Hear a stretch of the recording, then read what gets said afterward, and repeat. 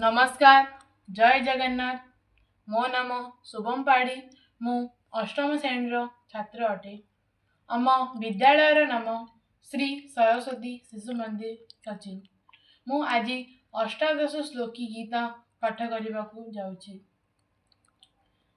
वसुदेव सुतं देव कस्य चारुणमर्दनम् देवकी परमानंद कृष्ण वंदे जगद्गुरु। ओम श्री परमात्मने नमः। अष्टादश श्लोकी गीता। अर्जुन उवाच निमित्तानि च पश्यामि विपरीतानि केशव न चे श्रेयनुपश्यामि हत्वा स्वजनमाहवे। श्रीभगवान् उवाच योगस्थ कुरु कर्माणि सङ्गत्यक्त धनञ्जय सिद्ध्य समो भूत्वा समत्वयोग उच्यते।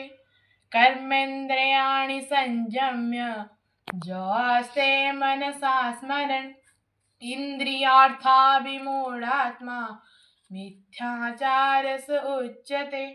सर्वलभते ज्ञानं तत्परः संयन्त्रेधिय ज्ञानं लब्धा परां शान्ति मचिरेणाधिगच्छति।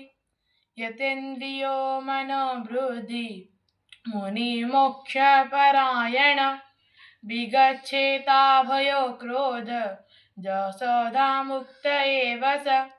युक्तहार विहारस्य युक्तचेष्ट कर्मसु युक्तस्वप्नवबोधासा योगो भवति दुःखः।